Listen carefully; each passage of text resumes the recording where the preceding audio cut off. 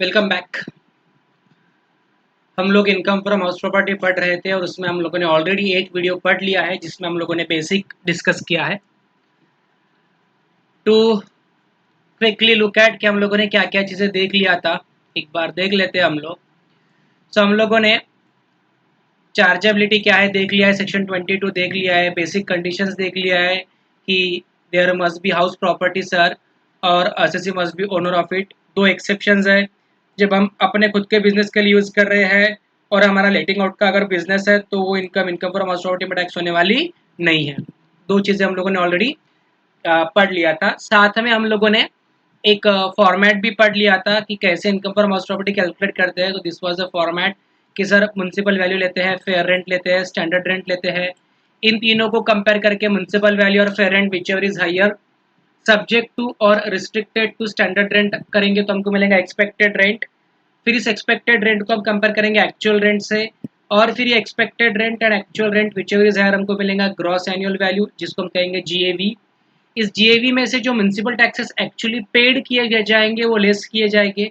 वो GAV minus municipal taxes paid आप लोगों को मिलेगा एनएवी। इसमें से सेक्शन 24 में दो डिडक्शंस मिलेंगे, एक standard deduction at the rate of 30% of NAV और एक interest on borrowed capital of और हाउस प्रॉपर्टी। और ये सब करने के बाद में आपको मिलेगा इनकम फ्रॉम हाउस प्रॉपर्टी। और ये दो एग्जांपल्स भी हम लोगों ने पढ़े थे, ठीक है। चलिए, तो अभी इस एक पॉइंट को होने के बाद हम लोग आगे बढ़ते हैं, ठीक है। So let us proceed. तो ये कंडीशंस हो चुकी थी हमारी, असेसी ओनर होना चाहिए, ये भी हम लोगों ने देख लिया था। आपको कुछ चीज़ें मैंने पढ़ने के लिए कही थी और बताया था कि हम लोग इलस्ट्रेशन नंबर 1 क्वेश्चन नंबर 1 से डायरेक्ट शुरू करेंगे। तो क्वेश्चन 1 क्या कहा है देखिए, Jayashree owns 5 houses in Chennai all of which are let out.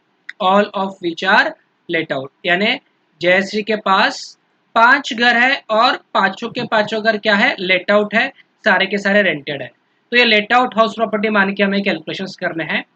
और आपको क्या पूछा है, compute the gross annual value GAV for each house. आपको सिर्फ जीएवी पूछा है, सिर्फ और सिर्फ ग्रॉस एनुअल वैल्यू पूछा है, इनकम फ्रॉम हाउस प्रॉपर्टी नहीं पूछा है। तो हमारे कैलकुलेशंस में ये जो हम कैलकुलेशंस कर रहे हैं इसमें हमें जीएवी पे आके रुक जाना है, ठीक है। चलिए, तो house 1, house 2, house 3, house 4, house 5 दिया, म्युनिसिपल वैल्यू दिया, फेयर रेंट दिया, स्टैंडर्ड रेंट दिया, एक्चुअल रेंट रिसीव्ड और रिसीवेबल दिया। तो मैं आपको एक याद दिला दूं कि जीएवी निकालने के लिए सबसे पहले तो मुझे क्या चाहिए, एक नंबर आई वांट जिसको हम कहते हैं एक्सपेक्टेड रेंट, एक नंबर मुझे ये चाहिए। दूसरा मुझे चाहिए एक्चुअल रेंट एआर, ठीक है। और ये एक्सपेक्टेड रेंट के लिए मुझे क्या क्या चाहिए, म्युनिसिपल वैल्यू चाहिए, फेयर रेंट चाहिए और स्टैंडर्ड रेंट चाहिए। इन तीनों को कंपेयर करके, इन तीन नंबर्स को कंपेयर करके मुझे क्या मिलने वाला है, एक्सपेक्टेड रेंट।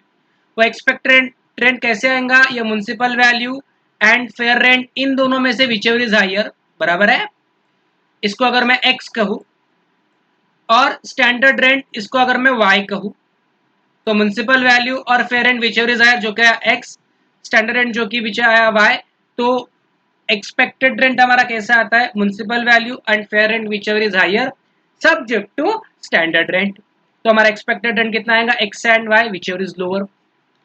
फिर इसे हम कंपेयर करेंगे एक्चुअल रेंट से, और ये expected rent and actual rent इन दोनों में whichever is higher will be our gross annual value will be our G. Simple सा सवाल है, बट एग्जाम में ऐसे सवाल भी आते हैं इजी इजी, 4 मार्क के लिए या 2 मार्क के लिए या 6 मार्क के लिए, या कई बार ऑब्जेक्टिव या एमसीक्यूज में भी ऐसे क्वेश्चंस आ जाते हैं। तो चलिए हम लोग इसको सॉल्व करते हैं। तो हाउस 1 से लेके हाउस 1 2 3 4 5 5 हाउस प्रॉपर्टीज हमारी। तो मैं यहीं पर ले लेता हूँ सारे नंबर्स, ठीक है। हम लोग अभी सॉल्व कर रहे हैं क्वेश्चन नंबर 1, ठीक है, ओके। तो ये अमाउंट जो है इसके जगह पे मैं ले लेता हूँ हाउस 1, ठीक है। और इसी तरह से हम लोग बाकी के भी सॉल्व करेंगे। हाउस 1 हो गया हमारे पास, ठीक है। House 2, house 3, house 4, house 5। House 1 के बाद हाउस 2, उसके बाद हाउस 3, उसके बाद हाउस 4 और उसके बाद हाउस 5। तो अकॉर्डिंगली हम लोग इसको सॉल्व करेंगे। ठीक है, तो चलिए, तो पूछा क्या है हमको, सिर्फ ग्रॉस एनुअल वैल्यू ही पूछा है, तो बाकी की चीज़ों की मुझे अभी कोई ज़रूरत नहीं है फिलहाल, बराबर है। तो मैं इनको फिलहाल के लिए हाइड कर देता हूँ, ठीक है, क्योंकि पूछा है सिर्फ ग्रॉस एनुअल वैल्यू और मुझे फिलहाल के लिए कंसर्न सिर्फ ग्रॉस एनुअल वैल्यू से ही है। ठीक है, तो चलिए, तो इसके लिए मुझे क्या क्या नंबर्स चाहिए एक बार देख लेते हैं हम लोग। सबसे पहले चाहिए म्युनिसिपल वैल्यू। तो देखिए हाउस 1 का म्युनिसिपल वैल्यू कितना है, 80,000 है। फेयर रेंट कितना है, 90,000 है और स्टैंडर्ड रेंट नॉट अप्लीकेबल है। ठीक है, तो म्युनिसिपल वैल्यू आ गया मेरा 80,000। ठीक है, फेयर रेंट कितना है देखिए सर, वो है 90,000। Standard rent sir not available या नॉट अप्लीकेबल हो गया।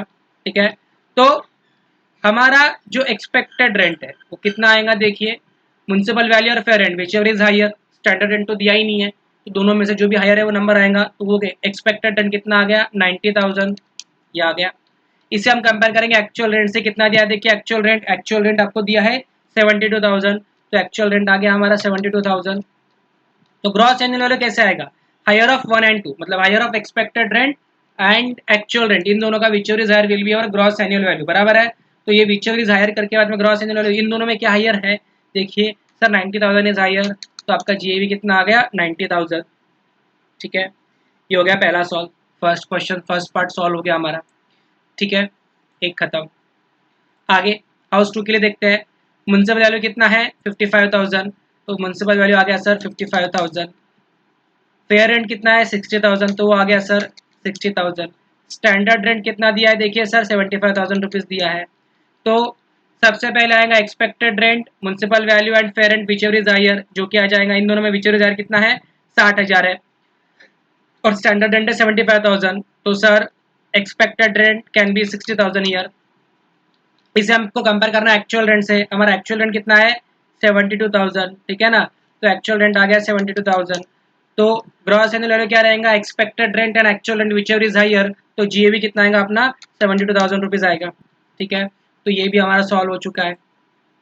आगे बढ़ते हैं, हाउस 3 में म्युनिसिपल वैल्यू कितना है 65,000, तो 65,000। फेयर रेंट कितना है 65,000, तो ये भी 65,000। स्टैंडर्ड रेंट कितना है 58,000, 58,000 ये आ गया, बराबर है। देखिए म्युनिसिपल वैल्यू ले लिया, फेयर रेंट ले लिया और स्टैंडर्ड रेंट भी ले लिया हमने। अब यहाँ पे एक्सपेक्टेड रेंट के लिए क्या करेंगे, म्युनिसिपल वैल्यू और fair rent whichever is higher, तो ये आ गया sir 65,000 but subject to what, standard rent.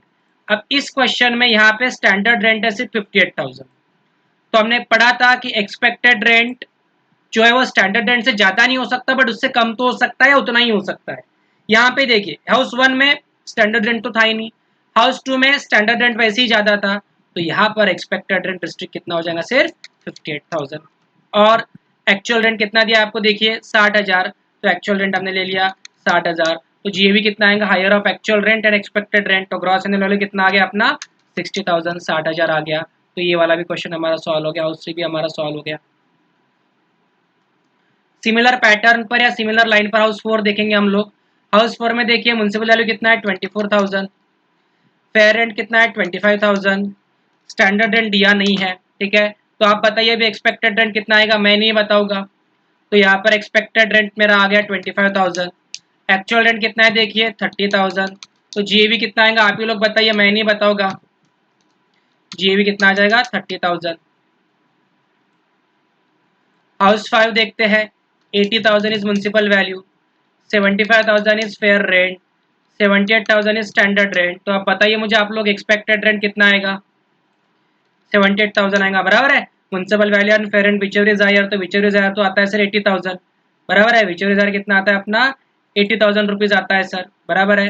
But I can not, it can not go beyond और ग्रेटर देन स्टैंडर्ड रेंट, तो इसलिए हम लोग रिस्ट्रिक्ट कितना कर देंगे स्टैंडर्ड रेंट पे, जो कि कितना अपना 78,000 है। एक्चुअल रेंट देखिए कितना है 72,000, तो यहाँ पे जीएवी कितना आ जाएगा whichever is higher 78,000। I hope आप लोगों को क्लियर है ये। ठीक है, आप लोग क्वेश्चन और आंसर को एक बार कंपेयर कीजिए और कॉपी भी कर लीजिए अपने नोटबुक में, कुछ क्वेरी हो तो मुझे आप लोग पूछ सकते हो।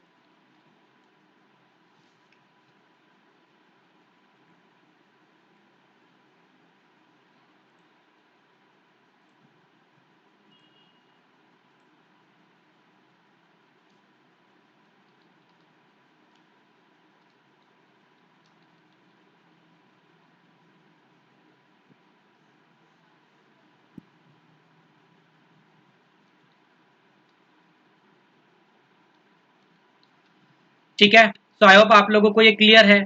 ठीक है, हमारा इलस्ट्रेशन नंबर 1 हो चुका है। इस पॉइंट पे आज हम रुक रहे हैं, अगले क्वेश्चन में हम कुछ और, अगले सेशन में हम कुछ और क्वेश्चंस करेंगे। ठीक है, मैं आपको बता दूं कि ये जो कैलकुलेशन है इनकम फ्रॉम हाउस प्रॉपर्टी अलग अलग सिचुएशंस में अलग अलग तरीके से किया जाता है। जैसे से एक टाइप है when house property is let out through out the year, मतलब पूरे 12 महीने के लिए प्रॉपर्टी रेंट पर है तो इसके कैलकुलेशंस अलग होते हैं।